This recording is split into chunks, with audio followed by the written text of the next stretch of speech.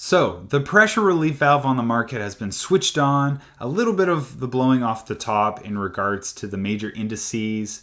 And we're starting to see investors, both retail and institutional, starting to figure out the game of the Magnificent Seven companies and how they've been generating these kinds of returns, which has been more or less dubbed, right, the circular investing. For example, this would be a private company like OpenAI getting funding from, say, Microsoft. And then OpenAI then goes and just buys a bunch of stuff like cloud computing stuff from Microsoft. So this has been going on with a lot of the bigger companies out there. So when this is happening, markets are grinding upwards. Whether you're growth or income, it's easy to want to participate more and more into the names that have been growing the most. And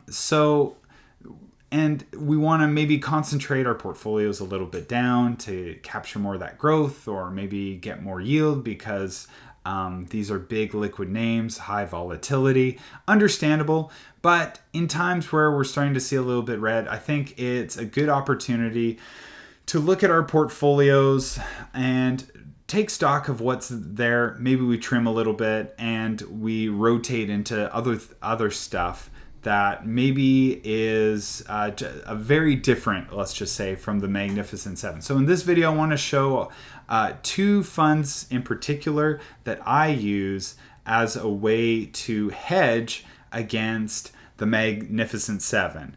And this has to do with geography, it has to do with sector, and these are ETFs that I've been using for the past few months, and with surprising returns against the indexes. And so that's on the Canadian side of things.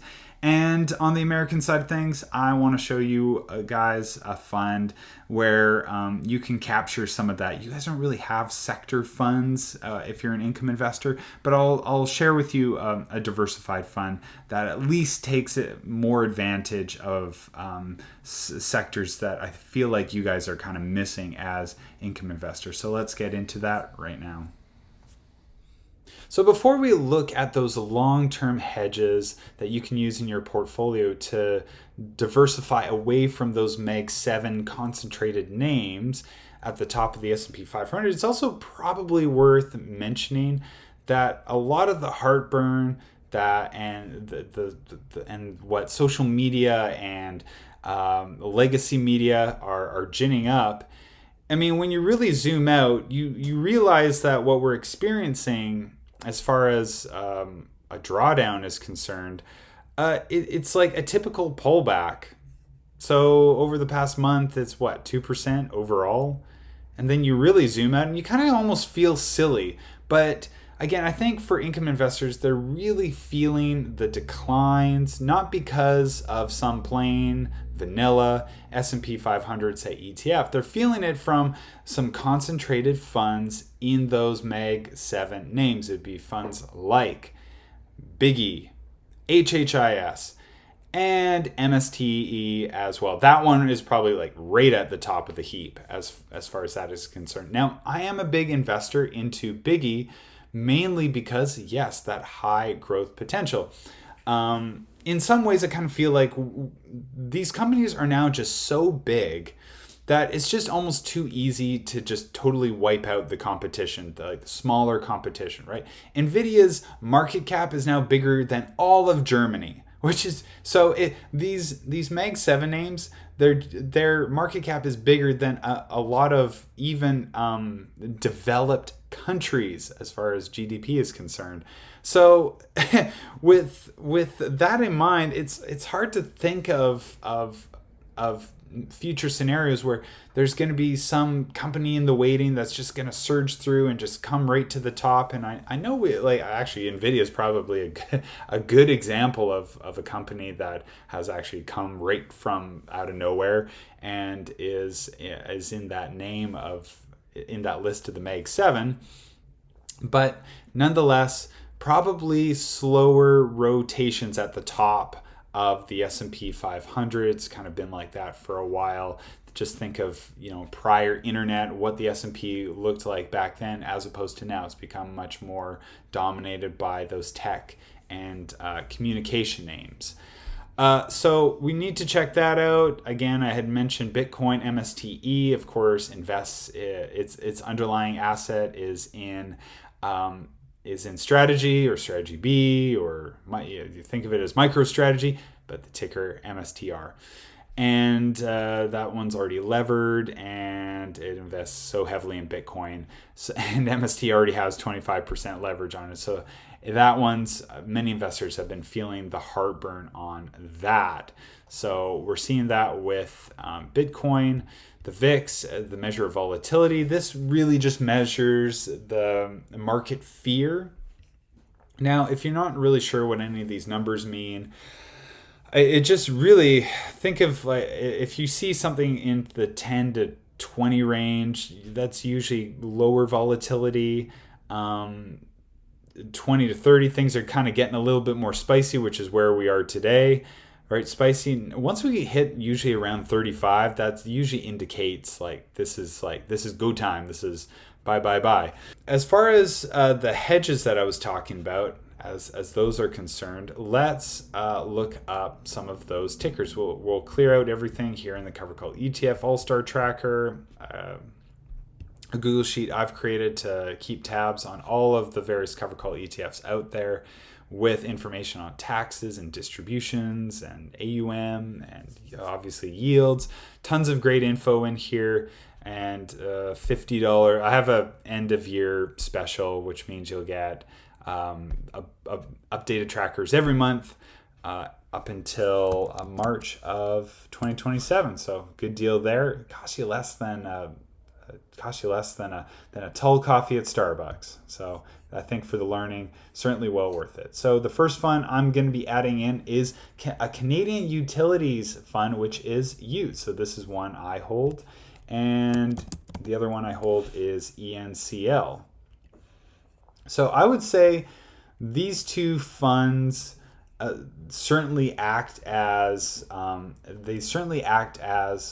major diversifier away from those Mag 7 names. Now, I'm actually going to put in a couple other ones. BANK, which is Canadian Financials.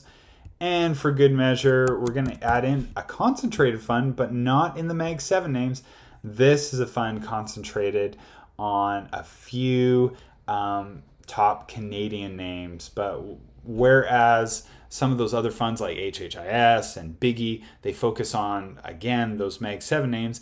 ECHI is a concentrated diversifier where it has gold in it. It's got a tech company in it. It's got utilities, pipelines, energy, financials in it. So really well diversified. Heck, it's even got CN Rail in there to round out the sectors with industrials. So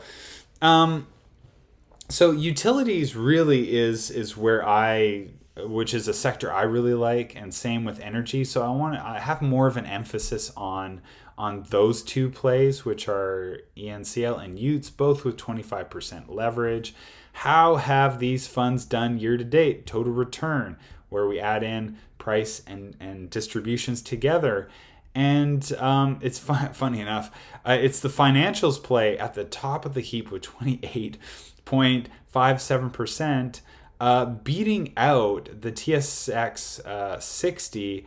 And funny enough, it's doubled up on the S&P 500 and just miles away from the NASDAQ. So in a year like this year, where Canada's been punished with tariffs and all this stuff, we've actually been pretty resilient overall. Well, at least as far as our stock market is concerned.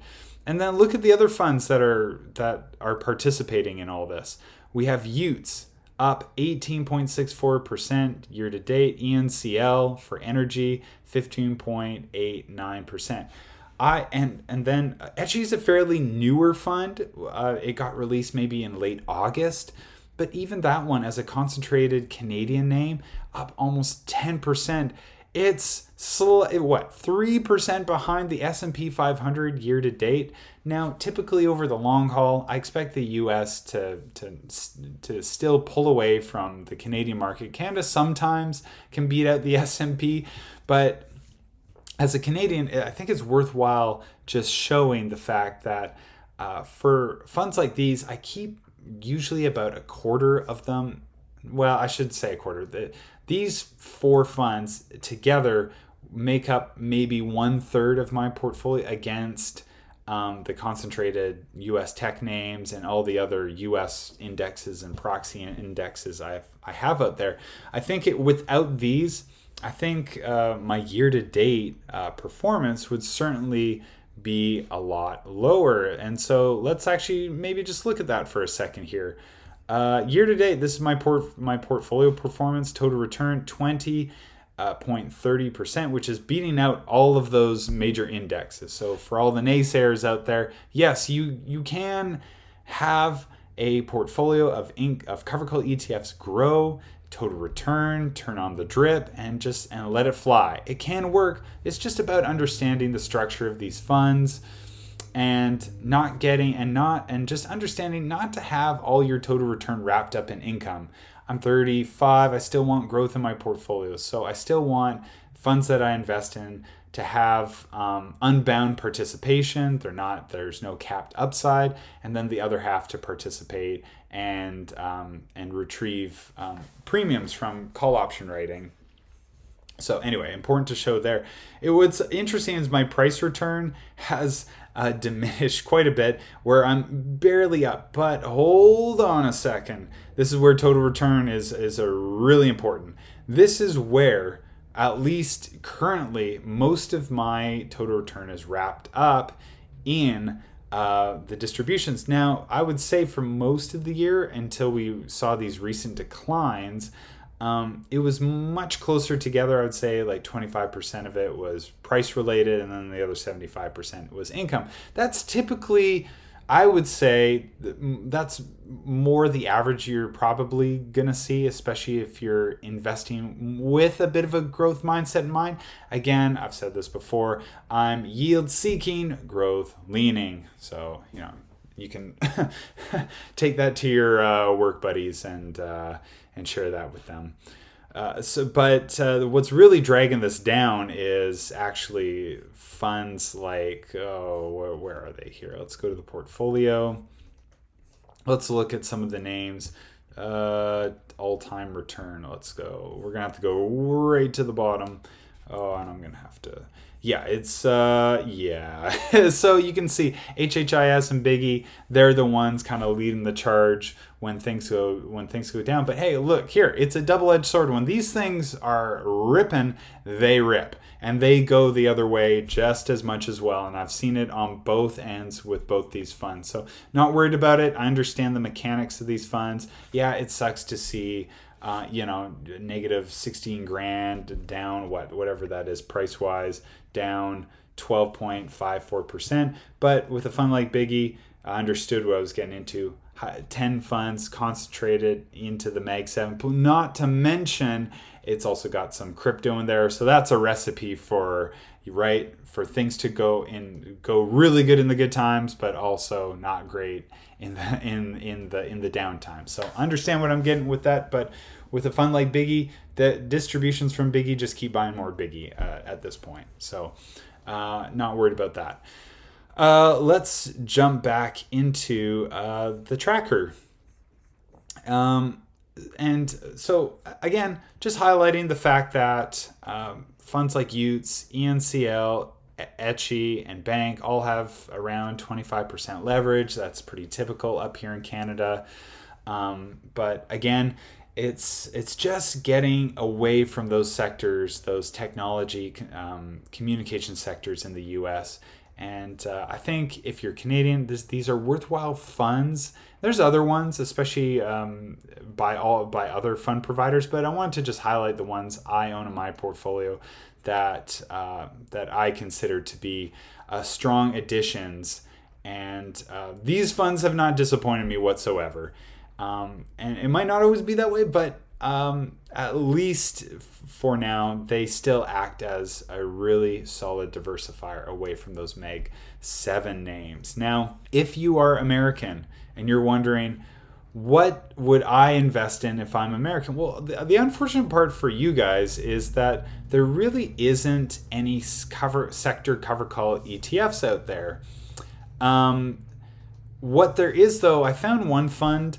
Again, everybody, I was trying my best within the tracker to find something that would have an attractive yield, but also, again, acted as it would give you a bit of diversification, higher diversification. So I found this Invesco S&P 500 equal weight income advantage ETF. Now, again, on the American side, you guys are pretty focused on index cover call ETFs or income generating ETFs.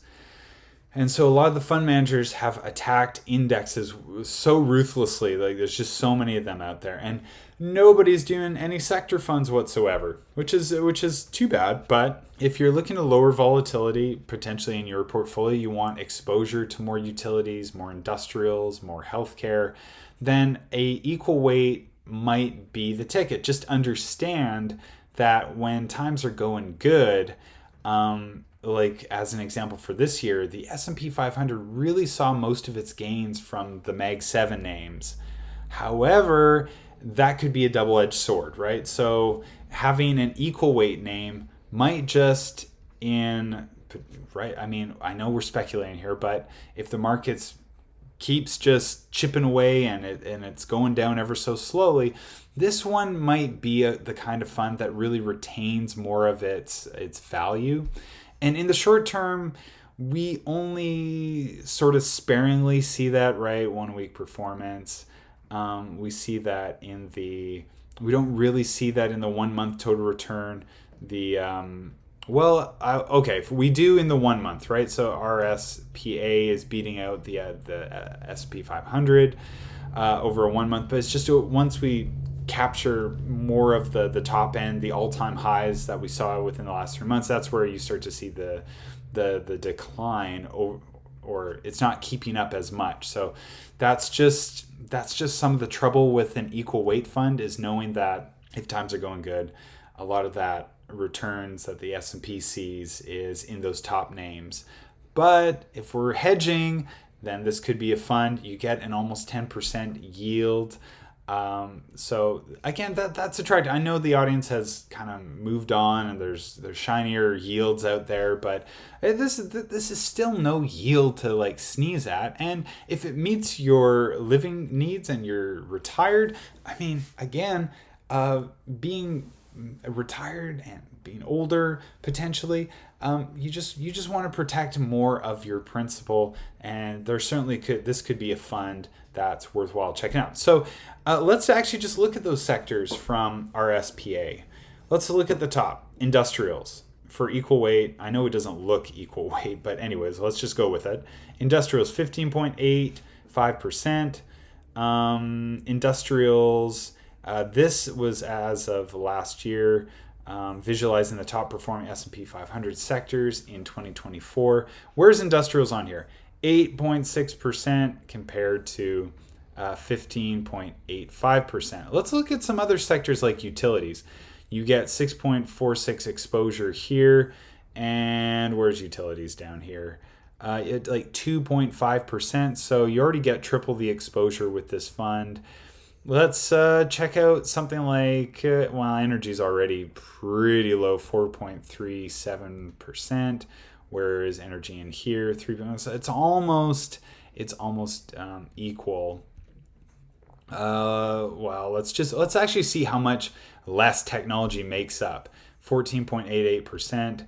Technology in 31.3%. So quite considerable. You've just halved your exposure to technology. Financials 14.42%.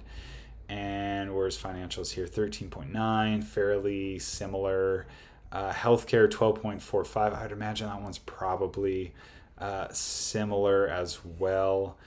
Actually, no. Yeah, okay, 10.6%. So anyways, that just kind of gives you an idea of one way of just one-stop shop to diversify into some of these other sectors, or at least maybe a slight rotation into other sectors if you want to preserve a little bit during the more of this pullback. And I just wanted to show you my portfolio sectors wise against basically the average Blossom investor and what they hold in their own portfolio. So the average Blossom investor invests 12.2% of their portfolios in financials. Mine's a lot higher, 22.3%. This is because of my exposure to things like BANK and ECHI, and obviously the index funds, the proxy index funds that I hold in my more American focused portfolio. And then we have technology, which is right in line with pretty much right in line with the average Blossom investor. This is where it starts to get a little bit funny. Energy is basically like double the average Blossom investor. Utilities is triple the average Blossom investor. I gotta say, utilities is probably my favorite sector. I know it's the most boring sector. I mean, tech probably should be everybody's, but we're always going to need utilities no matter what, and it's one of these boring sectors I just love holding on to. And of course with energy as well, I've always considered energy to be one of the darling ways in which we invest in cover call ETFs. I look at a chart like this. I've said it before, but oil has been trading at the same price pretty much for the past 20 years. Like, where is it today? Or $61.20. So you see it here. It's basically the same, but obviously your 60 whatever dollars back in 2006 sure went a lot farther than it is today. It almost seems like weirdly deflationary in a sense, right? Because just obviously our money doesn't go as far, so it's kind of funny to see like something that's trading at the same price as it did 20 years ago. But with funds like ENCL, you get high volatility, you get big dividends, people need energy, and again, when you see something like this and lots of volatility, that's a good recipe for a nice sideways performance. So, and that's the thing with a fund like ENCL. It kind of just trades within this narrow box and basically just stays there. As you can see, let's just go back to a fund like ENCL. Price performance wise, it's not gonna blow you away, but however, its total return, that's where it gets you. And you can see that right there. It's got that juice to nudge it above the NASDAQ 100 and the S&P 500. So once again, everybody, if you're interested in using a tracker like this for yourself, you're more than welcome to use it. It'll be $50, and it's going to get you, 14 months worth of trackers updated and emailed on the first of every month. So if you like what you saw in this video, let me know in the comments section. Are you going to use some of these sectors as hedges in your portfolio? Are you using sectors like this already? What other hedges are you using? Maybe something I didn't notice. Please put it in the comments section. Other people are going to read it. They're going to learn, and it also just helps to fill in the context for a video like this. So as always, everybody, hit all the buttons of like and subscribe for adding. I'll see you all in the next video.